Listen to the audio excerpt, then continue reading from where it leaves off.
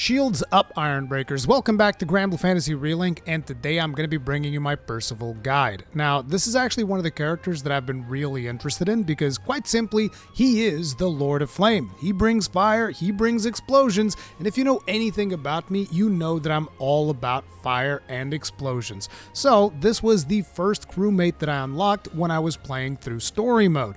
Now, it just so happens that he also is an absolute beast when it comes to DPS in Granblue Fantasy Relink, which is also pretty friggin' sweet. Now, before we jump into the guide itself, I do have a couple of shoutouts that I want to give because these content creators actually contributed greatly to my better understanding of Percival through some special tech that you can unlock, which I'm going to be going over in detail in this particular guide. So, one of those creators is Enel, and his video is how I learned how to do proper animation canceling to get fast slot charges, which I'm going to be telling you guys how to do. And then we also have Aishi, which in his video he goes over like his rotation to go through the dummy and whatnot, but he also uses some interesting tech that allows Reuterweibel, or whatever that particular skill is called, to increase the damage of your slot or something. It's actually pretty insane, but I'm going to be showcasing all of that a little bit later in the guide. But as per usual, let's get things started with the basics. So very much like every other character, our boy Percy has two attacks. Here's primary attack, which is square, or X if you are using an Xbox controller on PC, or left mouse button if you're using mouse and keyboard. And then triangle, which is for his charge attack, which is called Schlot, which is kind of like the basis of how Percival works. And on PC, that will be either the Y button on your Xbox controller or the right mouse button on your mouse. Now, on PlayStation, that is going to be the triangle button. So I'm going to try to refer to these basically as square and triangle, so keep that in mind moving forward. Now, let's talk about his basic combo. It consists of 4 inputs. So 1 input, 2 inputs, 3 inputs, 4 inputs. After that, the combo just loops back around. Now, when it comes to his charge attack, you basically keep it pressed as any charge attack, and boom. It just unloads damage. Now in there, it actually charged a little bit fast because we did it midway through our combo. If you actually hold it down without being into a combo, as you can see, it takes considerably longer to charge. So your objective as you are playing Percival is going to be to unload as many slots as you possibly can. But before we go any further than that, it is important to understand how slot works. Now they actually explain this fairly well in Percival's character page. You guys can see right there. Flammenrüstung basically says foe attacks won't interrupt Percival while he's charging Schlacht. I say Schlacht. I don't know exactly how to pronounce this thing. I'm just going to keep saying Schlacht, okay? But basically what this means, you can't be interrupted. Now this doesn't give you stout heart. It just makes it so that you can't be interrupted. So you're still taking a ton of damage even if you are hit while you are charging Schlot, but the idea is that they want you to be able to land it even if you're charging it all the time. And then you also have Adrenaline Rush, which greatly increases Schlot's charge speed when charged immediately after a combo finisher. Now it's not just a combo finisher. At any point during the combo, you can essentially pull out a Schlot, and it is going to be charged faster depending at which point you're on the combo. But also, this is the case once you get all of the relevant mastery nodes and whatnot. You're also going to be able to charge your slot faster after link attacks, as well as after using certain skills. Not all skills, only some of them, namely the ones that are active damage skills. So for instance, if we go ahead and we just use whatever, bro, the square skill, okay? And then you hold down triangle or your secondary attack button. Notice how it charges really fast. So naturally, the idea that the developers have for this character is for you to go ahead, use a skill, and then immediately after using the skill, charge Schlot. If you don't have skills to use, go ahead, do your 4-hit combo, and then at the end of the combo, charge Schlot again. And if you get a link attack, use the link attack, and then charge Schlot after that. Right? That's kind of the idea that the developers have for how you should be playing this character. So, you know, if we're starting fresh on a target dummy, like what you would do is we have a particular skill. I'm going to be going over the skills in a bit. But we have a skill that gives us a buff for supplementary damage. So I would do that, and then after that, I would do this skill because it stays dealing damage. And then I would charge Schlot, we get a link attack, boom, slot again, and then we rotate to another skill, and then slot again, and then we use the final skill, and then slot again. And now that you don't have any skills, you go back to just using the combo, and by the time you reach the end of the combo, slot again. Now we're going to get a link attack, boom, slot again. This feels like the intended way to play the character. However, is this actually the way to play the character? Well, due to the way that animation canceling works in this game, there is something that you can do that guarantees that you can basically just use slot and never have to do anything else in terms of like your combos or anything like that. You can do skills, which skills can deal a significant amount of damage, but this is the animation canceling technique that I was talking about. So let's say that we have a skill in the form of, what's this one called? Mocked, which I actually placed on the triangle portion of our controller, specifically because that's the same button that you use to charge slot, right? So what we're going to do is we're going to cast that skill, and immediately after we cast that skill, we're going to press the dodge button, okay? And what that is going to do is it is going to ensure that you get the benefit from faster slot charge without actually using the skill, like so. As you can see, the skill is still off cooldown, and we were able to charge slot. Again. So you can basically charge slot forever. Now, personally to me, this feels kind of like something that the devs didn't really intend. Almost feels a bit like an exploit, but this is the best way for you to dish out damage as Percival. Now, if you don't want to do that, that's fine. You can just do it the other way that I said. Like I said, you go ahead and you put up your buff, and then you use whatever skills you happen to be using, and then you charge your slot normally, go for your link attacks, keep your slot going, you know, go for the next skill, slot again, and then finally spend your final skill and slot again.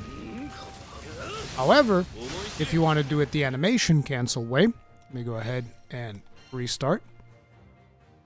You can just, you know, start with however you're going to start, which in this case it would still be our buff. Then pop Reuter Warble, charge it, link attack, into slot, into the second skill, into slot, and then you're going to do the animation canceling until the next skills come back up to normal. Now, if you are struggling with this, one of the tips that I have is press the... I mean, I don't know what you're going to be pressing on PC because I don't know how you guys are going to do skills on PC. Probably a specific key press or something like that. But when it comes to controller, you're going to have to press your right bumper button in order to trigger your skills.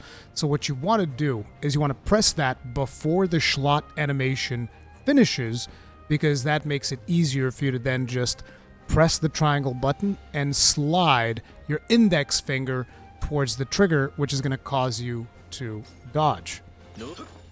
And then you just keep the triangle button pressed or the Y button pressed, and that makes it significantly easier. So like for instance right here, I'm pressing the button already, right? It's all about pressing the bumper button early. That's the thing that I found makes it easy.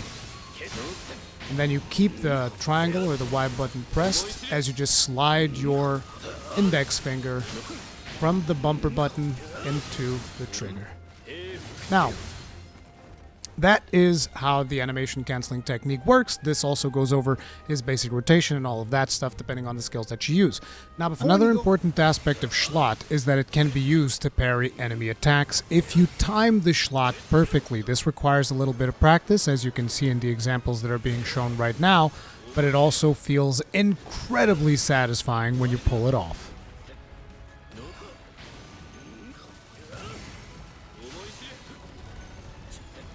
Now, before we go any further, I want to talk about the other tech that I mentioned, which is the Reuter Warble.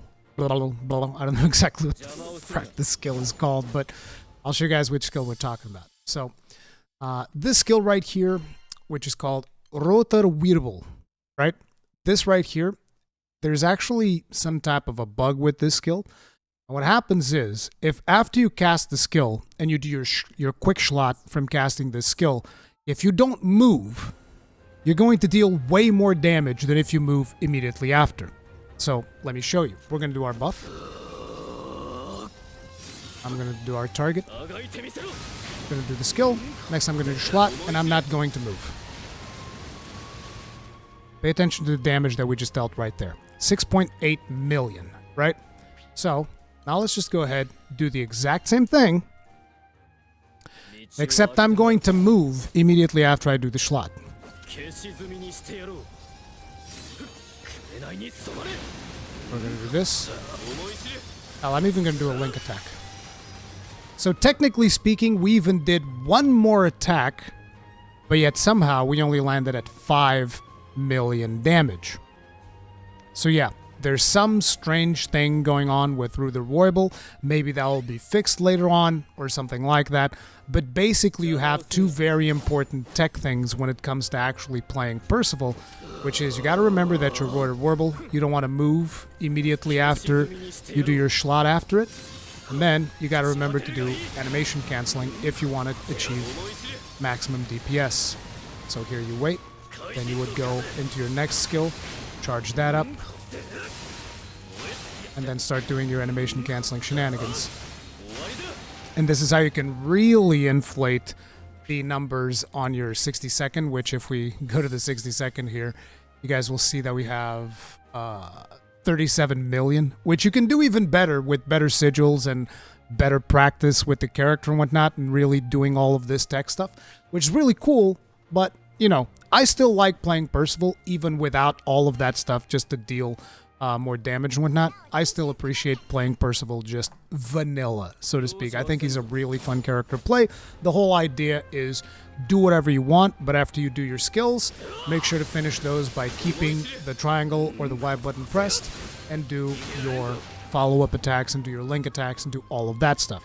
So now, let's talk about all of the skills that you're going to have available as Percival. Now, there's some really good skills. There's also a lot of them that I don't actually tend to use. But first one, Riff. It deals a ton of damage, unleashes a series of slashes, Schlag charge faster when it's charged immediately after this attack. So this is just a really good overall skill.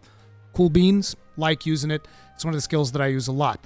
Now, an option, if you want to not use this one, if you want something that's maybe a little less commitment, you have the Zereinsen. This is also a pretty good skill, and it inflicts your target with burn. But in terms of damage, Grief deals way more damage than Zereinsen, so, you know. But it is a good gap closer, and it's pretty cool because if you're doing a fight where a monster is consistently moving away from you, having this, as well as, what's the name of the other one? Macht, is really cool, because you have two gap closers, which you can follow up with quick slots, which deals a ton of damage. Even if your target is consistently moving, you're going to be able to keep up with it and do those things. As a matter of fact, for a long while, those were the two skills that I was using for the majority of my playtime with Percy. It was only more recently that I started using the Grief, because I just was like, bro, the damage on this, I can't ignore it, right? But yeah, Macht is really cool because it also gives you Stout Heart. But one of the really cool things about Macht is that makes it the perfect skill for animation canceling, is that when you do it right, your character is going to glow because Macht has Stout Heart, right? If you do that and you see the white outline on your character, you know that you've done it properly, right? Whereas if you don't see the outline, like if you do this, and you don't see the outline, you're like, oh, I messed it up, I didn't do the cancel properly. So this also gives you a way to identify whether or not you've messed up. Like here we've messed up, right? Which is cool. It's one of the better aspects of that skill in terms of the animation canceling stuff. But at the end of the day, I just also really like Macht because it gives you Start Heart and it's a beastly gap closer that also deals additional stun damage, which is really good. So it is a solid skill, but it is also a really good skill for animation canceling. That's why I personally use Macht. Then you got Rurikhan. The reason I use this, I wasn't even using this because of the tech. I was just using it because this is something that you put down and forget. and it stays there for a little while, dealing damage, which is really good all around. But then you also have the tech stuff, wherein when you do this and then you do a slot immediately afterwards, it's going to deal a ton of damage if you don't move. Then we have Traumarai. Now, when it comes to self-buffs, this is potentially one of the best self-buffs in the game, and that is quite simply because most of the buffs that you get in this game, they're going to increase your attack. Like even this one increases your strength, which increases your attack. But at the end of the day, you're going to reach damage cap very fast. So the fact that this one does supplementary damage is really cool because this also stacks with the supplementary damage sigil. So it's not like this replaces the sigil or the sigil uses the same thing as this. This is on top of the supplementary damage sigil if you happen to be using it, which makes this a really, really, really good buff because supplementary damage is not going to, be ignored because it's additional damage. It is not going to make your numbers go bigger. It's going to add you a lot of little numbers. So you're going to be dealing more damage without necessarily having to worry about the damage cap, which is really cool. Then you also have X-Seal. Now, this is something that I use whenever I have Percival being my NPC. Because naturally, NPCs are not going to be making use of all of this crazy tech that you can do with Percival, canceling your skills into slots and doing all of this stuff. The NPCs are not going to do that. As a matter of fact, most of the times they'll cast the skill and they don't even follow it up with a slot, which is the basic mechanic of Percival. So having a skill like this, which basically petrified here, is the slow debuff that you might have seen on other characters, is just really, really good. So that's why I use that. You have Flammenmarsch, which is some utility. Mostly what you want from this by the time you reach endgame is the 20% defense boost, and it's not even that great in my opinion. So this one's not that great by the time you get to endgame, but it is pretty good when you are first playing the game and you're progressing through the story and you're still on your way to progress to endgame. This skill is pretty good for that. Then we have Zereinsen, like I said, gap closer, really good, inflicts burn, all of that stuff, but in terms of damage, not fantastic. It's a good starting skill, but at the end game, I feel like it really falls off. Unless, like I said, you want to have 2 gap closers to get to your targets really fast, then sure, it's useful, but Then you got Royal Authority, which is decent if you're dealing with AoE quests and you want to be super optimal about it, but overall, you're not really going to be using this thing. On cap, this is like less than 350,000 for both hits.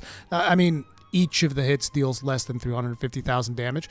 But, it's over a wide area, so that allows you to do AoE quests really fast. Maybe if you want him as an NPC for AFK grinding in a quest where there's a lot of mobs, a defense quest or something, that will work, sure. But for the most part, I would stick with these. Furengriff, Macht, Reuterwirbel, and Traumaray. I think that these are the best skills that you can have on him. Let me know in the comment section down below if you feel differently, because Lord knows I've learned a whole lot of stuff about Vayne after I posted my guide, so who knows, dude, who knows? Now, let's talk about weapons, as we always do. So when it comes to Percival's weapons, you're going to start with a Flamberge. Flamberge is a pretty good weapon. I actually forget which is the first weapon that unlocks for him. I think it might be Lohengrin, which is the stun weapon. So, stun weapon, I didn't really upgrade it that much, so if you're going to be playing with Percival from the beginning and you're just starting out and whatnot, I'd focus on the Flamberge, and then once you get past the story and the unlock of the weapons, I would go for the Antwerp for the weak point damage up. That's what I did. It deals a ton of damage. It's really good. As usual, weak point weapons just tend to be very, very good. So I go for that. If for some reason you're like, oh, but I'm not really hitting that many weak points or whatever, I'm having trouble positioning, then go for the Joyeuse, which is your critical hit damage and critical hit rating weapon, which is also very good. But again, I would go for Antwerp, max that out as fast as possible, stick to that until I get my Terminus weapon. Like, I never even maxed out his... which one is it? Lord of Flames. The Lord of Flames, I never even maxed out his Ascension weapon, because I just ended up not using it. I went Antwerp straight into Gottfried when that became available. Naturally, by the end of the game, you're going to want to grab all of those. There's really not a whole lot to say about that, so, just take the ones that you feel like taking at that point, unlock them in whatever order. If you want to know what would be the order that I would do things in, first I would fully unlock Antwerp. After that, I would fully unlock Joyeuse. And then after that, I would probably unlock Lord of Flames. This is assuming that you don't get your your terminus weapon, right? Because the second you get the terminus weapon, you max that out instantly, and you instantly start using it too. But, you know, and then at the end I would do Flamberge, and then at the very end I would do the stun weapon, which I think it's probably the least useful for Percival, but, you know, to each their own. And then following up, as per usual, when it comes to masteries, I would focus on getting whatever nodes you get your sigil slots from. In terms of skills, I would focus more on getting Reuter Warble and Mocked, as well as Trauma Ray and Furin Riff. So get whatever skills you need for these ones, because these are the skills that I use the most, and the other ones just get passive stuff instead, and then at the end go back and fill it up. Same thing with defense, just get whatever passives you need to unlock the sigil slots. Like I said, if you're using Percival as an NPC, maybe prioritize X Seal as well, because it is a fairly good skill, gives you a decent chunk of slow on the enemies, also comes with defense down, so it's pretty nice. But yeah, that is how I would handle the masteries. In terms of overmastery, my overmastery is not fantastic just yet. We're still working on that because, yeah, I wanted to get critical rate up together with normal attack cap up, which works. It's pretty good. But on Percy, another thing that would be very, very useful would be to get his skill cap up, his skill damage cap up, because he does rely on skills quite a bit. So I would try to get that one too. You know, have like something in there where you could get normal attack damage cap up. You need to have that maxed out at 20%. I've been really, really unlucky with his overmastery. But, you know, critical hit rate up is also very good. But mostly you want to also get skill cap up as much as you possibly can, because he relies on his skills quite a bit as well. But that is what it is when it comes to masteries. Now let's take a look at the build that we got going here. So, as I told you guys, I personally like playing him tanky as all hell. So, we got Stout Heart as well as Steel Nerves. However, I have been removing Crab Vestment returns. I still think it's very useful. I still think if you're struggling with the difficulty, it is definitely something that you want to get. But I've been leaning more towards more offensive characters recently. So, that's why I got rid of Crab Vestment returns for him, even though in the previous video he was wearing it. Now, when it comes to his signature sigil, you really only need Lord's Procession, and I was lucky enough to get Lord's Procession with critical hit rate. You guys are wondering what Lord's Procession does is it boosts his movement while you're charging Schlot, but most importantly, it increases the damage cap of Schlot by 50%, which is very important because you're going to be hitting that damage cap very, very fast. So this is a must-have on Percival.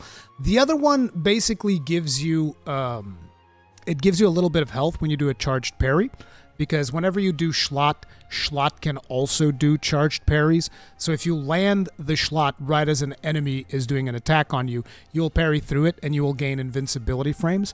So that's what the other one does. It gives you a little bit of a heal whenever you do that, but meh, who needs that, okay? You do get the invincibility thing, even without it, so who cares? Now, beyond that, naturally, we're going to have War Elemental. That's pretty much a given. You need to get War Elemental. The only way to get it is through Curios. So you need to get familiar with Zathba very well. Then we got Stout Heart. Now, an important thing when it comes to Percival, if you're not at the point where you can get Stout Heart, an alternative that you can go and get is actually, let me just very quickly look up, because I have one here, bro. Navigating these is getting absolutely impossible. You can also get Steady Focus. So what does Steady Focus do? If we go over to Steady Focus here, it gives you 17% defense, and it also grants you the Stout Heart effect so long as you are charging attacks. And when it comes to this character, if you're doing the animation canceling tech that I've shown you, most of the time you're going to be charging attacks. So it's almost as close as getting Stout Heart as you can get without having Stout Heart. So Steady Focus, also a very good skill. Then naturally we get Steel Nerves. This Steel Nerves also comes with Guts because I like my survivability. We have Stamina with Aegis to make up for the fact that we're also using Tyranny, so to offset the cost there a little bit. These I should have upgraded. I haven't upgraded yet because my builds are in a constant state of flux. Then we have Tyranny with some regen. You can put whatever you want in there, really. 2 supplementary damages. This takes us all the way up to like 70-something%. chance to trigger additional damage, 74%, which is pretty good because I only have 4 of these. And because right now in my party I'm also using Charlotta, I also want to have supplementary damage on Charlotta. It's more important to me that the whole party works as a whole than to focus all of my damage into one character. That's why I only have 2 supplementary damages here. However, even if I had a third one, I would need to sacrifice something. And I don't know what I would sacrifice at this point. So that's where we're at. And then we have my famous 4 damage cap sigils that you see on all of my videos, which is damage cap with auto revive, damage cap with uplift, damage cap with quick cooldown, and damage cap with drain. Now for Percy, a very useful skill is going to be quick cooldown. That is going to work very nicely on him. So if you can find that in your secondary slots, that'll be good. But, you know, this is the build. This is what we're working with in terms of the weapon. We have critical hit rate, drain, and quick cooldown. Because, like I said, I like being tanky. We actually have a significant chunk of drain.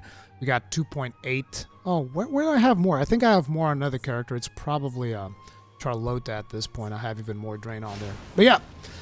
So now, let's go ahead, exit training. Let's give you guys an example of what you can expect to do as Percy. And I figured, you know, let's really challenge ourselves. Let's go do the Radis White Worm, which usually kicks my ass repeatedly.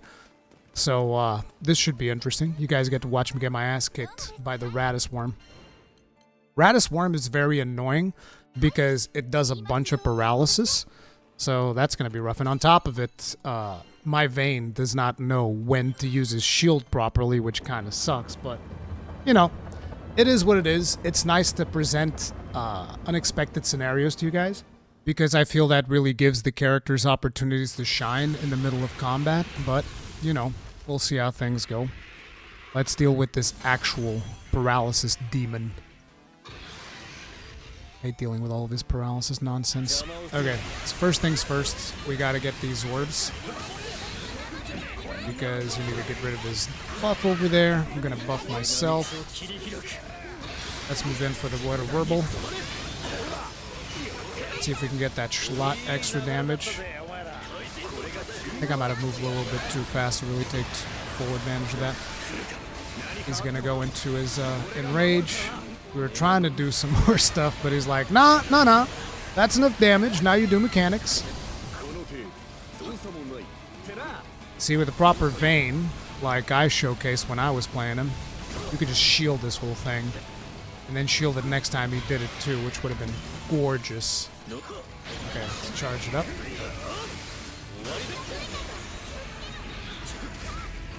Bruh.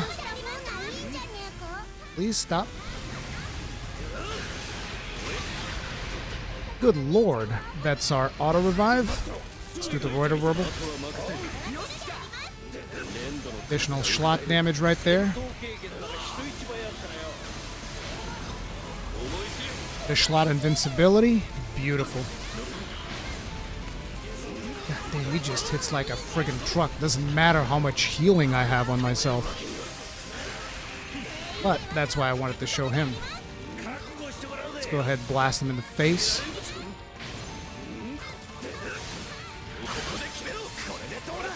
A link attack.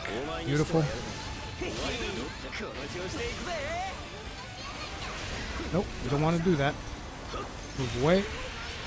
Charlotta's dying. Everybody's dying on the big white dragon. He's also back to having his buff, so I need to go ahead and break that. Excuse me. There we go. No more buff for you. I mean, he still has 2 buffs, but that's fine.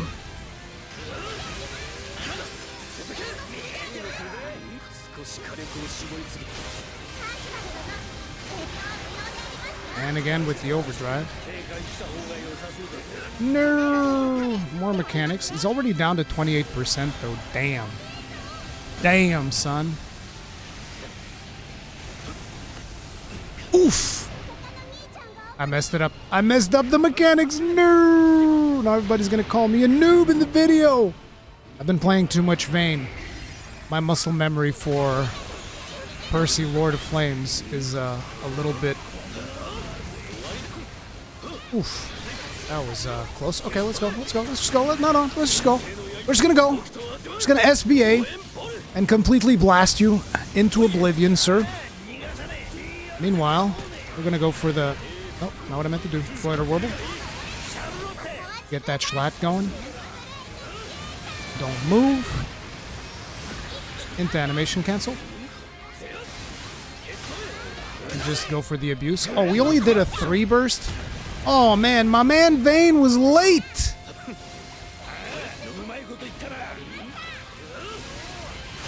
Into limit break. Well, not limit break. Link attack, whatever. And you're dead. You're dead. It's over. I still think that was a pretty quick white perm, though. Now, I wonder, did I get MVP, or did my Eugen steal it from me? Because Eugen has this tendency to just straight up steal MVPs off of me, but no, no, no, no. We are showcasing the Lord of Flame, therefore the Lord of Flame must win MVP. But anyways, this is how I play Percival. Let me know if you would do it differently. Let me know in the comment section down below. If this guide helped you in any way, I'd really appreciate you hitting the like button because it helps me out immensely getting my content out there. And yeah, thank you all very much for watching. I just want to wait until the score screen pops up. Here it is. What are we looking at? 9.6. We're not going to win MVP, bro. Oh, we did! Okay. All right. I was expecting Eugen or Charlotta to steal that away because I really decked them out in gear. But yeah, that's our Percival guide. Hopefully you guys enjoyed it. I'll see you guys in the next one. Stay strong. Stay safe. Peace out.